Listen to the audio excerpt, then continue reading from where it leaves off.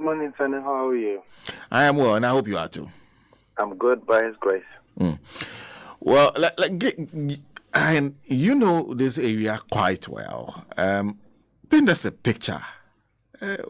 What is the situation in this area? Because we're just speaking to someone in Israel who said he's even in Tel Aviv, who says whenever a bomb is coming in from across the border, a siren goes off in the entire Israel. Paint us a picture of how this area feels like to live in. Well, I mean, thank you.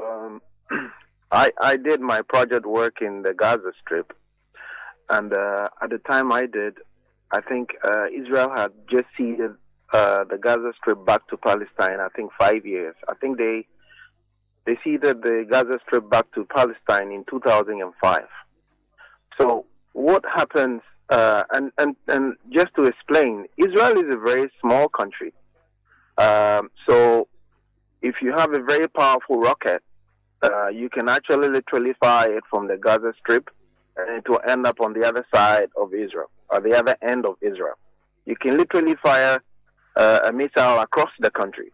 So it's a very, very small country. And so what Israel has done is that they built one of the world's best signal systems and missile and rocket interception systems, which is globally respected and called the Iron Dome. So in the Gaza Strip, Israel literally oversees everything, even though they've ceded the Gaza Strip. If you know the Mediterranean very well, the Gaza Strip is at the eastern side of the Mediterranean, and it's a very, very highly populated. It's like a sea. It's closer to the sea, so it's a very highly populated place. So after Israel ceded the Gaza Strip to Palestine, Hamas then took over and began operating the place more like a government. And so what Israel has, and then that is where Hamas launches its rockets from most of the time. So what Israel has is that they have this really, really sophisticated sensors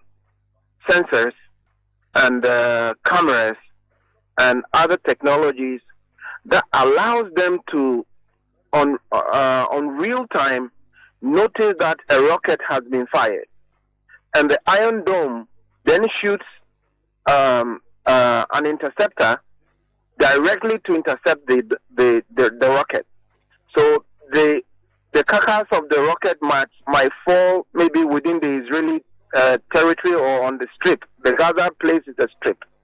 So when you go to Gaza, you find a lot of rockets that have been intercepted by this Iron Dome. So when the rocket is fired from Palestine, the Israeli alarm systems automatically activates a siren. And around that area, they've built all these bunkers, anti-missile and anti-bomb bunkers, that anytime you're driving and you're working or you're in the office and you hear the siren, you have to quickly rush into a bunker. So those bunkers are littered all over the country. And so anytime these things, rockets happen, the Israelis, it's become almost, I was surprised when I was there, because it's become almost their second nature. When the siren goes off, everybody, a child knows exactly what to do. They know where exactly the bunkers are. And so then they quickly rush in. So that's what happens. And so Israel has, on the West Bank, on the Gaza Strip, and then so they border Palestine on the Gaza Strip. They also border Syria at a place they call the Golan Heights. Then they also border Lebanon and I think Jordan. So it's a Jewish country that borders technically a lot of Arab nations. You said it's a small country, and I was just doing a quick check when you told me that, and it looks like Ghana's size is around 238,533 kilometers squared. Israel is doing 22,145 kilometers square. So it's like 1/10 of Ghana, less than 1/10 of Ghana. Yeah.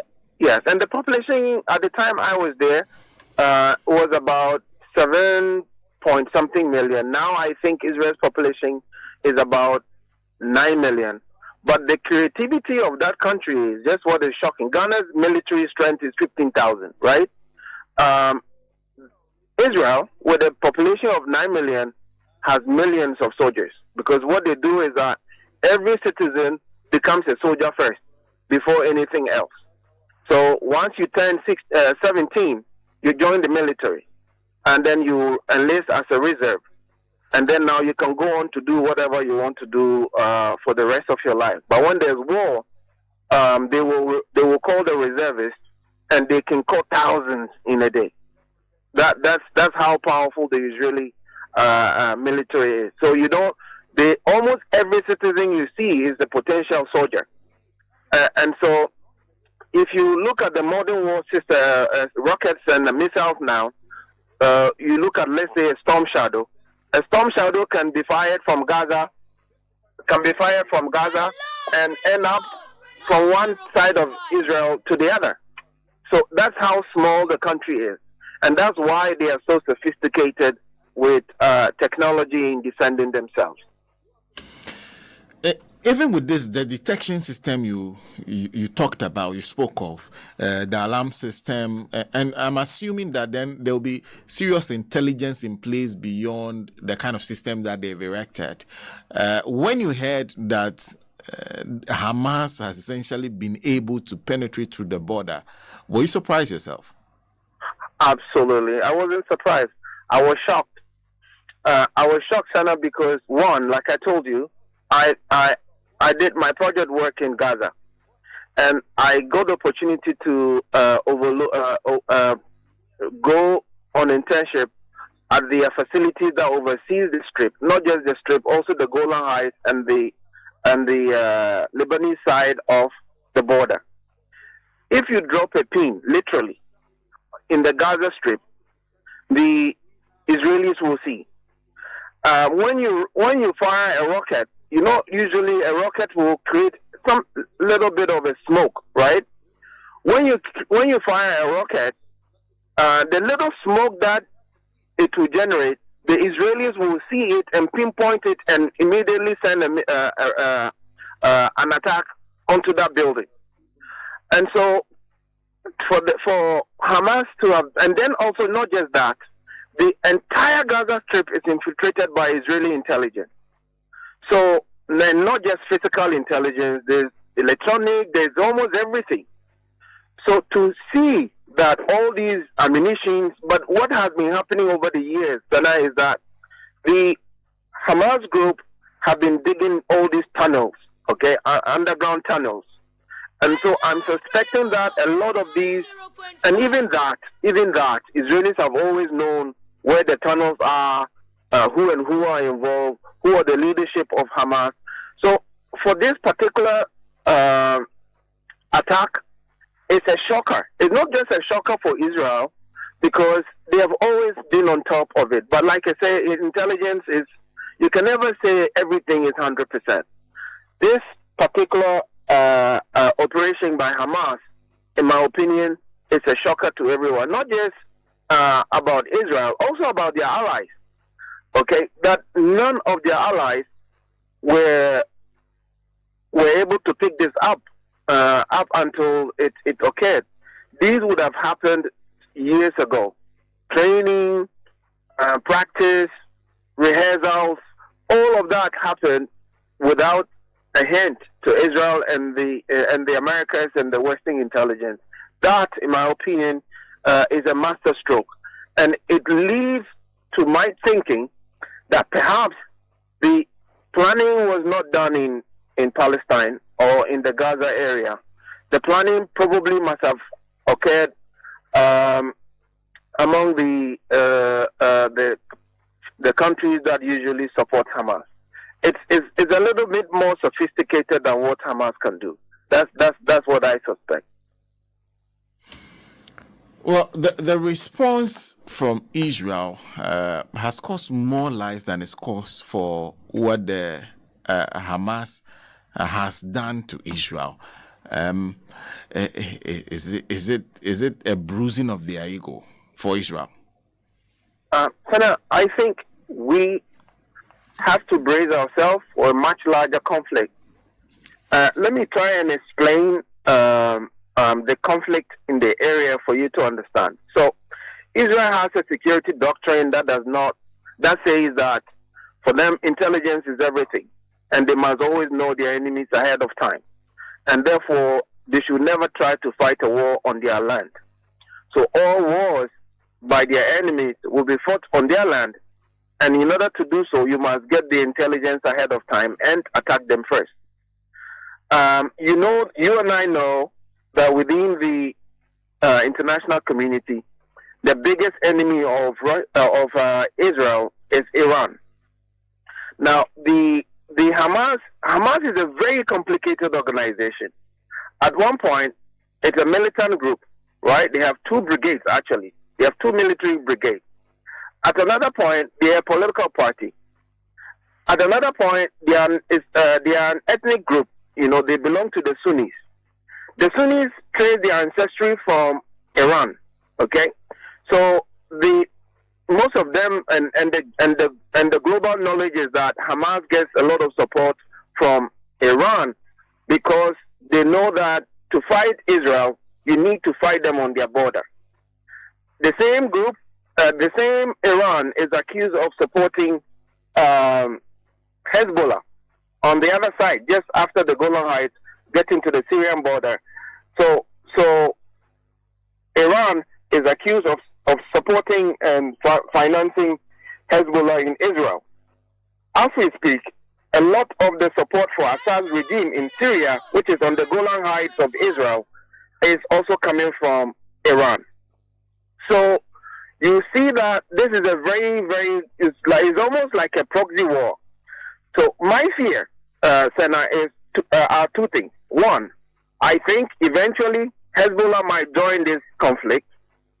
I think if it is Iran's finger, and it looks almost like it in this planning and training and in this operation, eventually they might force Syria to allow some sort of operation also from Syria to Israel. And then if it becomes too much, you never know.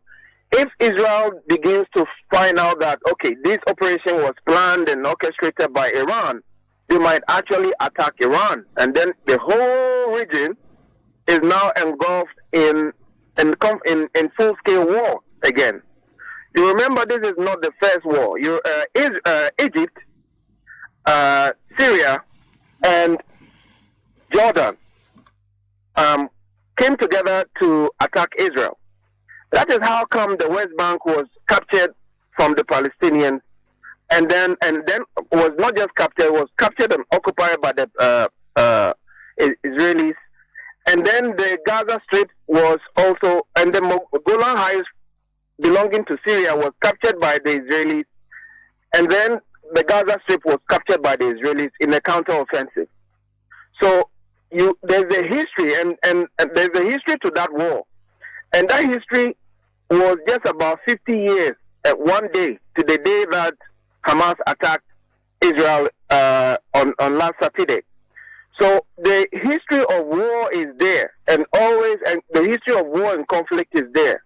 Almost every 50 years, every 100 years, it repeats itself. And my fear is that this particular operation might eventually lead to a full-scale war in the region. Not just that, I am even more afraid of what Israel will do. Like you were saying, Israel has already caused enough casualties that will be equivalent to what casualties they have suffered on their side. But that's not how Israel calculates their casualty rate. So Israel is saying that, look, our population is only 9 million. And so when you kill 700 people, and you take the population of Palestine, you're not talking about, you're comparing oranges to apples. So for them, maybe one Israeli life is equivalent to 200 Palestinian lives. And so my fear, to be honest with you, is that if you look at Gaza, like I told you, Gaza is like the world's most densely populated place. And therefore, the way they live there, Senna, is like back to back. So every bomb that you throw, even if it is that targeted using precision ammunition, will eventually have collateral damage. My fear is that Israel, if it is not careful with its response, might try to wipe off the whole Gaza Strip once again. And we're talking about 2.2 million people in the Strip alone. And so if Israel, and the way the posturing is, and you know, Netanyahu belongs to the almost the extremist side of the Israeli political realm. So he is the one that run for election on national security, and this is happening on his watch. So you look at all this cocktail and the fact that the Israelis are now blaming the government and putting pressure on their military and is crying for revenge and blood. If you're not careful, we're going to have a major war and a major catastrophe, and Gaza might end up being wiped off one more time. And that will be really, really serious, because Israel does not play when it comes to this. And you know, this particular operation from Hamas and the number of Israelis they decide to call it Jewish people, this is the second largest massacre of Jewish people since the Holocaust.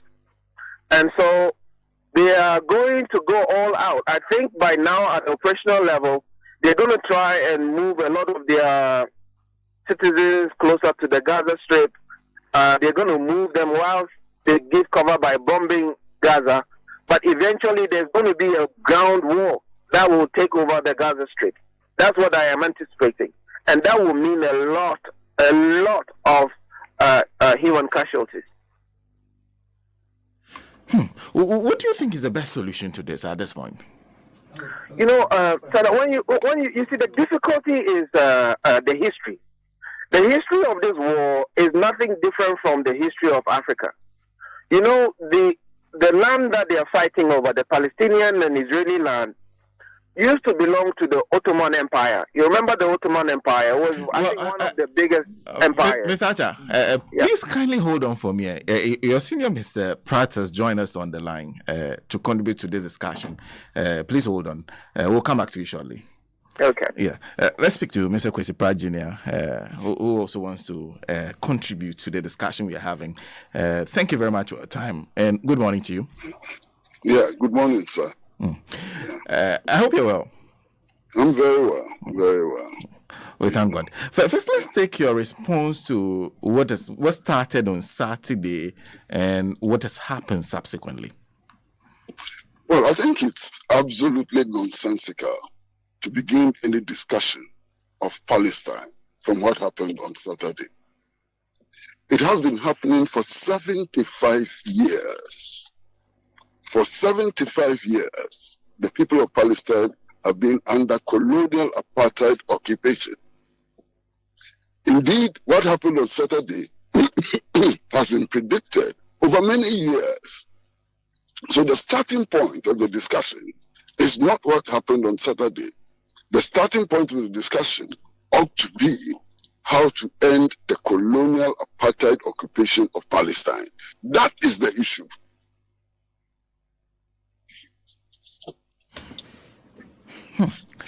So for you, this is part of what started 75 years ago? Of course. Look, what the Israelis are supposed to have been suffered by the Palestinian people on a daily basis for 75 long years. I mean, Raymond is describing the situation in Gaza. Who would live under that situation without reacting?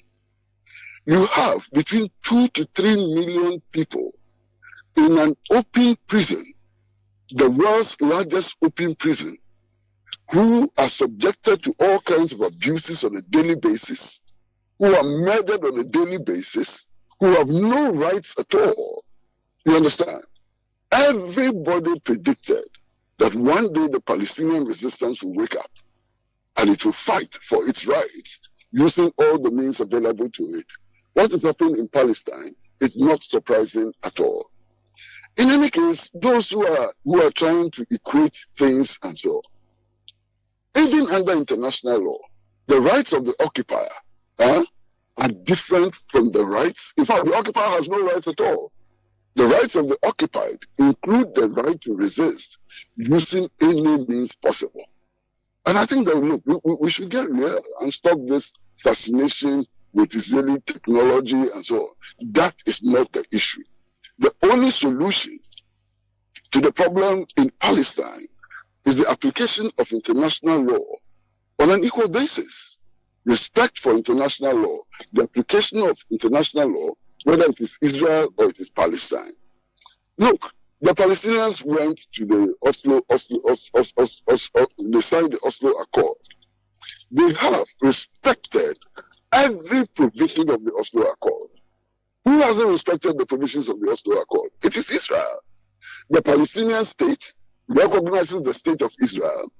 The Palestinian provides all the guarantees that the Oslo Accord required. What has Israel done in fulfillment of the agreement it signed in Oslo? What has Israel done in fulfillment of that agreement? So let's stop this equation and so on.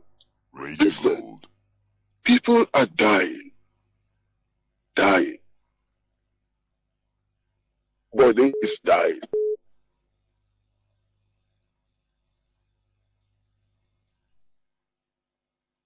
Hello? Hello? Hello, Mr. Park, can you hear me?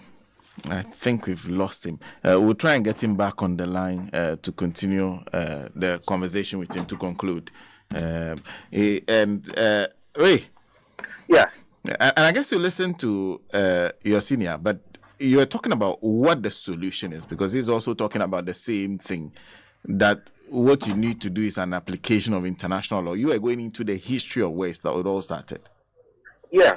So I'll just address the international law aspect of it in a minute. So you see, like I said, I started by saying that the history of this conflict is nothing different from what happened in Africa. You remember that the Germans in that conference is where they demarcated Africa into regions. You remember that? Yes. We have Mr. Pratt back on the line. Let him conclude for us, and then I'll come back to you. Okay. Thank you. Thank you very much. Well, you're talking about, and thank you very much for joining us again, Mr. Pratt. Yeah. You're talking about the solution. Yes. I'm saying that you have a situation where there's absolute mayhem, where people are dying and nobody should die, women and children, the elders, and so on. Everybody is dying. What is the solution?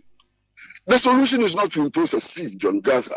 That siege has been imposed for many years. It didn't lead to any solution. The situation is how to apply diplomacy and statesmanship in order to resolve the very basic problem, which is colonial apartheid occupation of Palestine. That is clear. There's no other solution. All the things which are being put forward as solution, blockading Gaza, sending soldiers, boots on the ground and so on. They've been done for many years. They didn't resolve any solution. They didn't prevent Saturday from happening. So the crucial issue, one, is the establishment of an independent Palestinian state with secure borders. The crucial issue is to guarantee the rights of Palestinian refugees to return to their homeland. The crucial issue is to end apartheid and so on. What is happening to the Palestinian people today is exactly what happened to the people of South Africa. You remember that Nelson Mandela was described as a terrorist? You remember that the African National Congress was described as a terrorist organization and so on. We should learn our lessons from history and end this rhetoric, which is not in anybody's interest, who does not advance even the cause of the Israeli people. We are being told that Palestine attacked Israel and so on. Check the history. The 24 locations where the Palestinian militants attacked, really speaking under international law, is Palestine. These settlements, these occupied lands and so on, are not recognized under international law. Indeed, there are only about 3 countries in the world which recognize that as Israeli territory.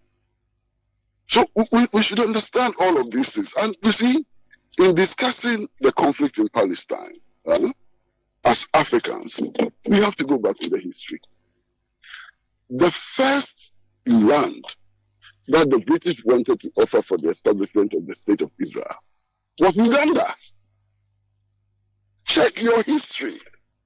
Uganda was the first territory that the British authorities decided to hand over to Israel to establish the State of Israel. And that's a very, very important fact.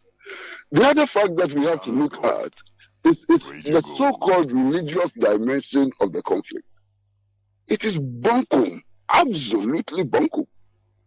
Listen, the Palestine state is a secular state. There are Christians in Palestine, there are Jews in Palestine, there are Muslims in Palestine. All religious groups have a presence in Palestine. It is Israel which is a religious state. It is Israel which is a Jewish state. And for those of you who mistakenly think that Israel is a Christian state, please, you are heavily mistaken. Israel is not a Christian state. Israel is a Jewish state. Indeed, Judaism does not recognize Jesus the Christ as even a prophet or the Son of God. In fact, Judaism insists that Jesus is an impostor. Judaism rejects the New Testament. Gold. You understand? It is based on the Old Testament. So all these fictions that are being erected in order to justify the colonial occupation of Palestine ought to be thrown into the garbage can. Thrown into the garbage can completely. The world is in crisis. Palestine is in crisis. And we need to find a solution to end the carnage, to end the killing, and to ensure that both Palestinians and Israelis can live in security, that both Palestinians and Israelis can realize their full human potential. That cannot happen until apartheid colonial occupation is ended. Who needs to lead this charge to try to do what you're asking for? Well, there have been many efforts in the past. You know, the U.S. led the Camp David discussions. Eventually, we went to Oslo. There were agreements. The point is that Israel behaves as if it's above international law and does not respect any of the agreements that it has signed. It has not respected any of the provisions of those agreements. That is the problem. The international community ought to behave responsibly.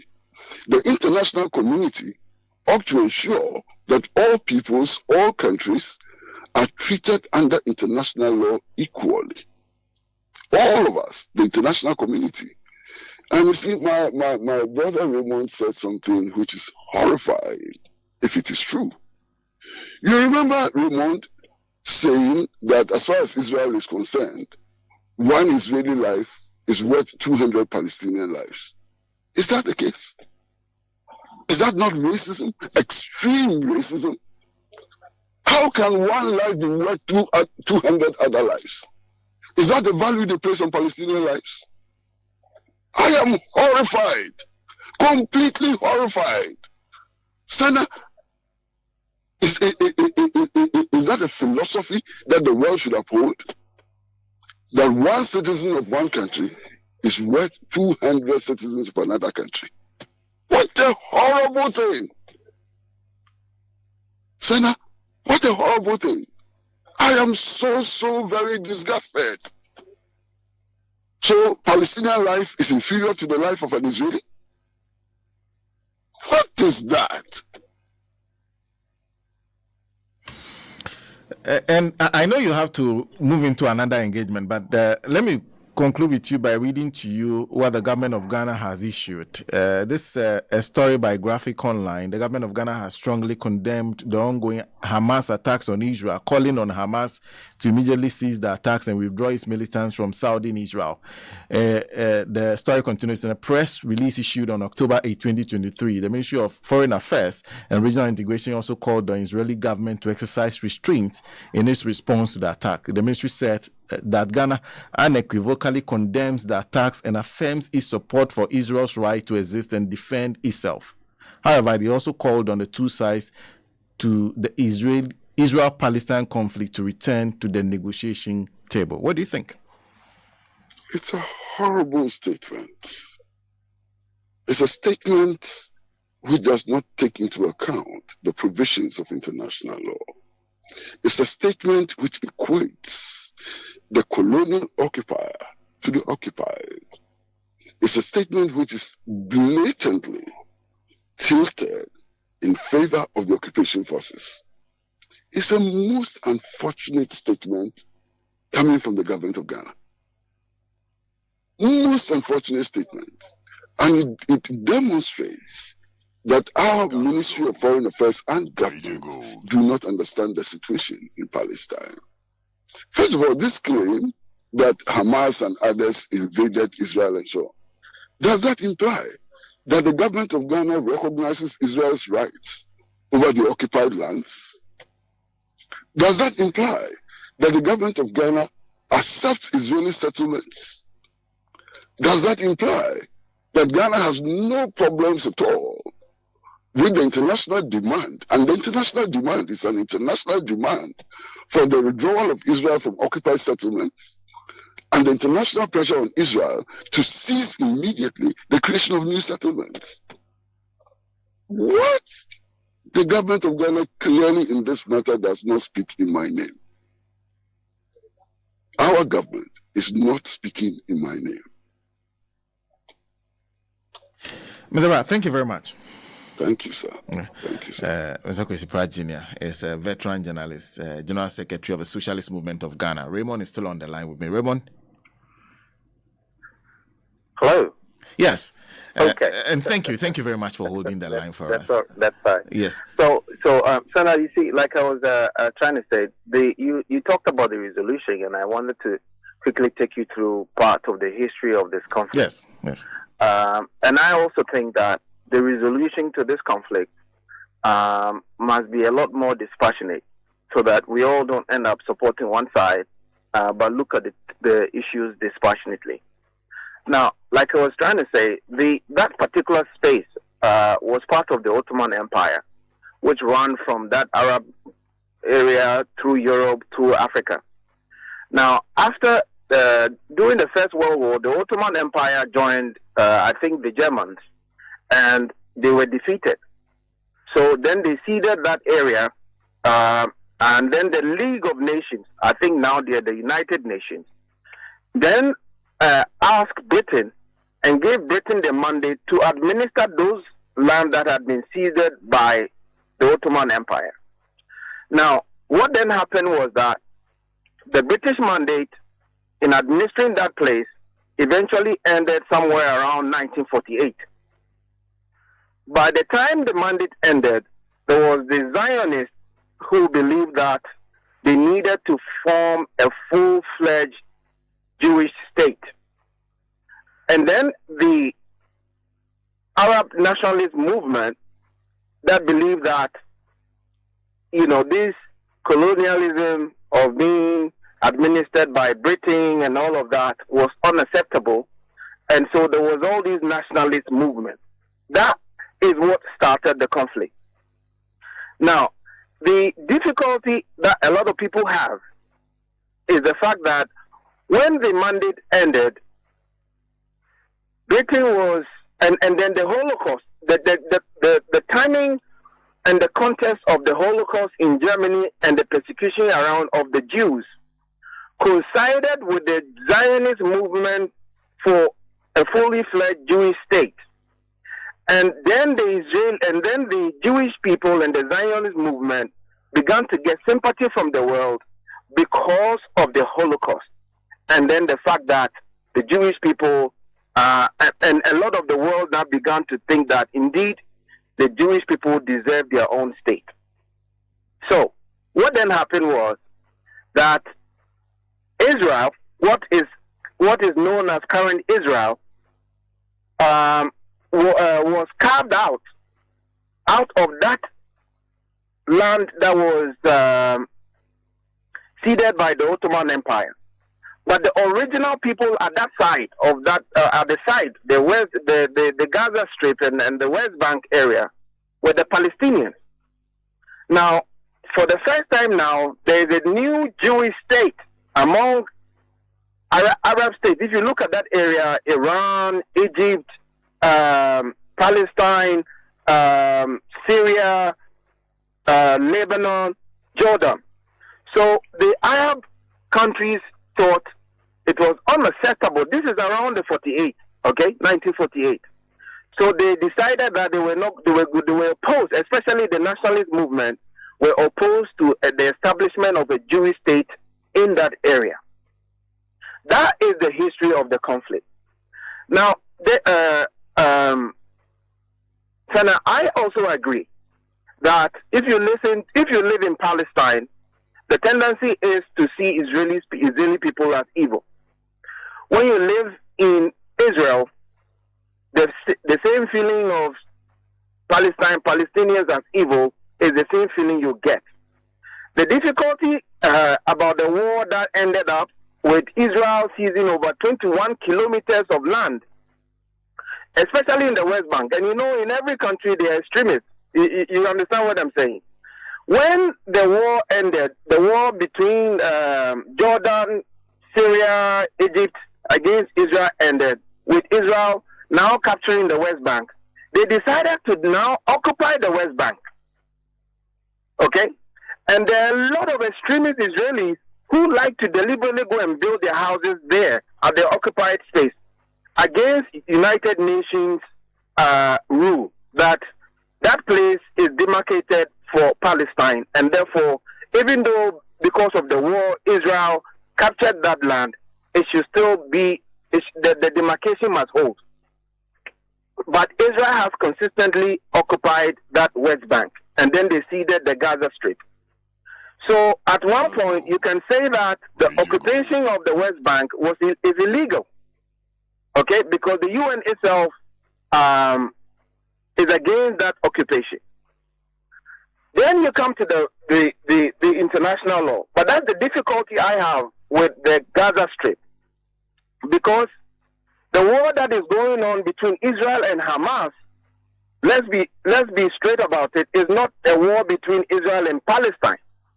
So under international law, Hamas is not a country. Hamas is an organization within a country. So that kind of war between an organization, you can call it terrorists, you can call it militants, you can call it nationalists, you can call it freedom fighters, against a state is called asymmetric war. In the laws of armed conflict, when a state agency fights a non-state organization, it's asymmetric war. The difficulty in applying international law is this, that Israel, by virtue of being a state, and by virtue of being part of the international system, is supposed to comply with the laws of armed conflict, which is the UN Charter on Law, which is prisoners of war, not targeting non-combatants, not targeting civilian installations, all of that. So anytime you shoot a bomb, Israel shoots a bomb into, let's say, the Gaza Strip, like I told you, is a very populated area. The tendency is what we call collateral damage. Other civilians get killed. And Israel now finds itself wanting. And even with this conflict that is happening, you will see that eventually there will be international pressure on Israel, because Hamas is a political organization. And it's not everybody in Palestine that supports Hamas. Just as it's not everybody in Palestine that hates Hamas. Do you understand the complexity? So now you have a state fighting an organization. And I can tell you that within the international, within the intelligence sector, when Israel is fighting Hamas, they don't think they're fighting Palestine, so to speak. They think that Hamas is a proxy, it's a Sunni proxy of Iran, and therefore it is almost like a deniable operation of Iran against Israel. So here you are, if you talk about international law, you have Hamas, and like I'm saying, non-combatant civilians are not part of war. So if you have Hamas go to Israel and kill civilians, okay, in a war situation, or what they call an operation, under international law is condemnable. In the same way, when Israel retaliates and it throws a bomb into the Gaza Strip, which is in Palestine, the consequences is that civilians are going to be killed. That is condemnable. So when we take sides and become so passionate on one side, no matter what the history is, it does not bring out a solution. I think that, for me, it's important because, you see, one of the objectives of Hamas at the time they were formed is to wipe Israel off the map. That, in my opinion, will not happen. It's a very difficult requirement. And in my opinion, Hamas should not be confused with Palestine. Palestine is a state. Hamas is an organization. Israel is a state.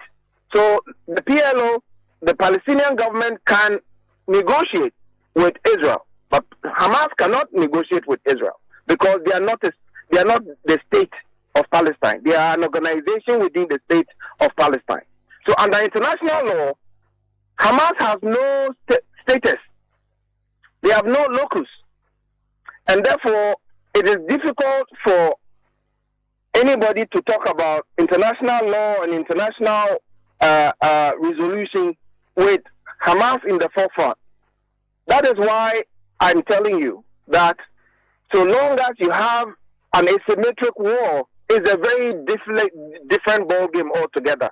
Because Hamas, feeling like an organization, doesn't feel compelled to obey international laws, the rights of prisoners, not attacking non-combatants, not attacking civilian installations. Those are the laws of armed conflict. So if you are going to apply international law, how do you treat this kind of conduct? How do you also treat the Israeli because that's why the laws on precision ammunition is required in combat, just so that there's not unnecessary collateral damage, because civilians are there.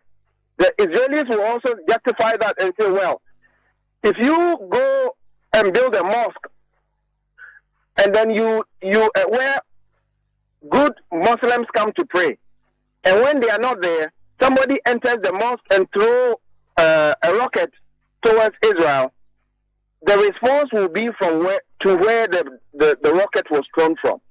So these entrenched positions makes it very difficult to find a resolution. But ultimately, whatever Israel decides to do is going to affect the state of Palestine, whether it is about Hamas or it's about the PLO. Of course, Israel has to respond in a manner where Palestinians will be caught up in the fighting, will they not? And that's exactly what I was trying to tell you, that, you see, it is not everybody in Israel that supports the way Israel also reacts when these things happen. I'll tell you a story. At some point in Israel, when I was there, the Minister for Sports was a Muslim. Okay? Let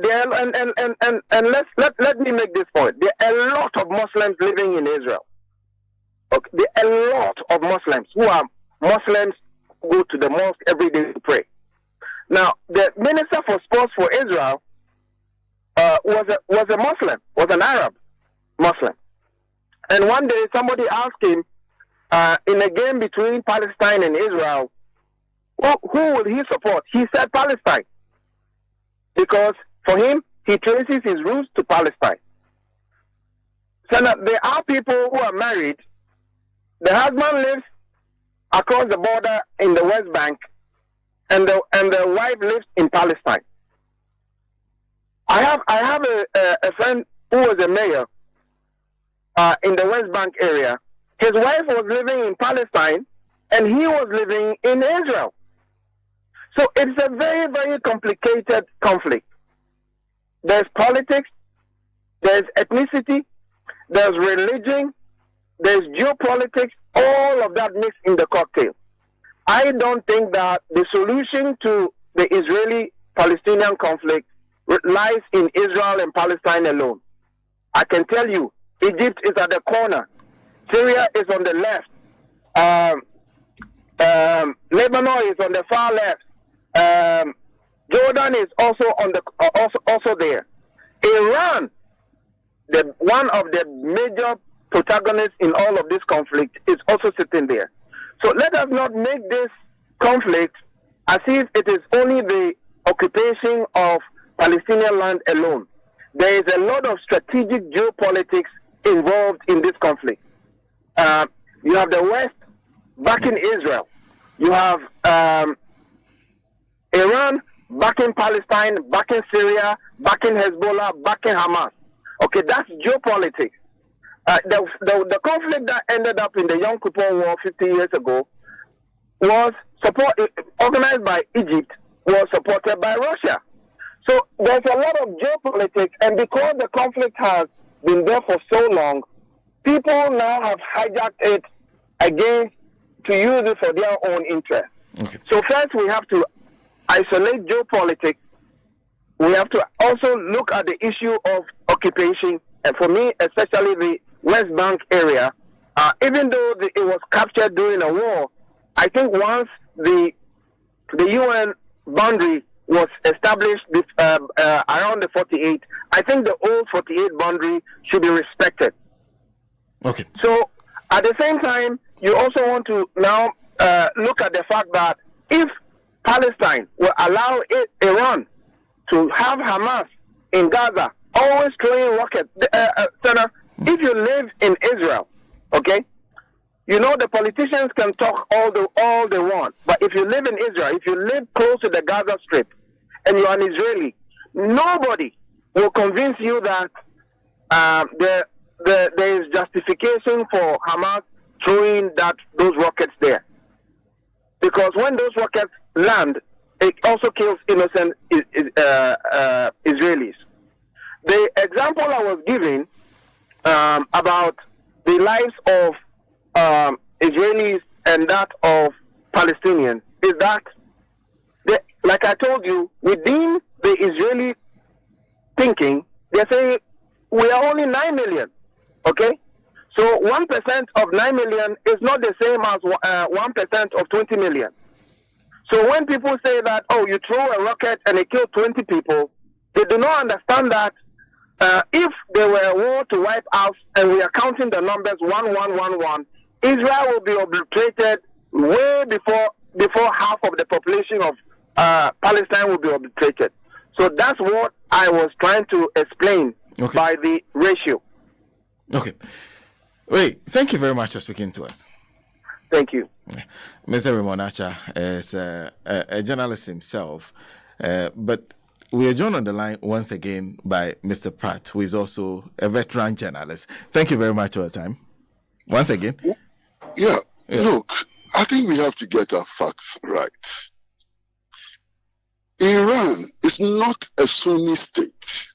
Anybody who says that Iran is a Sunni state does not know what he or she is talking about. It's a lie. The dominant religion in Iran is Shia, not Sunni, Shia. And that's a matter of fact.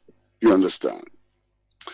Now, secondly, and this is most important, it is not true that under international law, states or governments cannot negotiate with movements, with organizations, and so on. It is not true.